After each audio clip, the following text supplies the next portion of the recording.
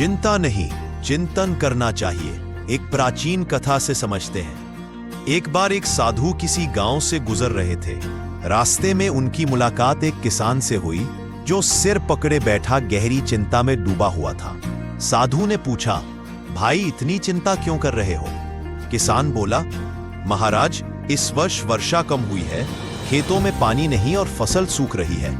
अगर यह सब यूं ही रहा तो मेरा परिवार भूखा मर जाएगा। साधु मुस्कुराए और बोले, यदि तुम्हारी चिंता से वर्षा होने लगे तो जितनी चिंता कर सकते हो कर लो, लेकिन यदि इससे कुछ बदलने वाला नहीं तो क्यों अपने मन को जला रहे हो? किसान ने आश्चर्य से पूछा, तो फिर क्या करूं? साधु बोले, चिंता मन को कमजोर करती है, जबकि चिंतन मन को समाधान देने की शक्ति देता है।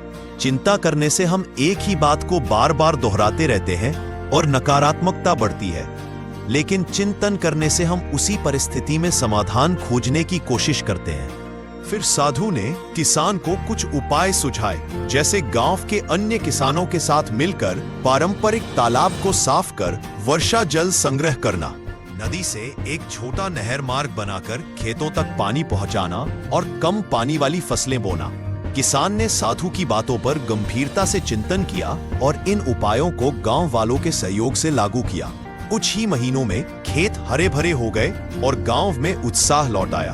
किसान ने साधु को याद करते हुए मन ही मन कहा, साधु ने सच कहा था, चिंता से कुछ बदलता नहीं, लेकिन चिंतन से परिवर्तन की शुरुआत होती है। इस प्रकार जीवन में जब भी कठिन परिस्थिति आए तो चिंता नहीं बल्कि चिंतन करें, क्योंकि चिंतन ही समाधान का मार्ग खोलता है।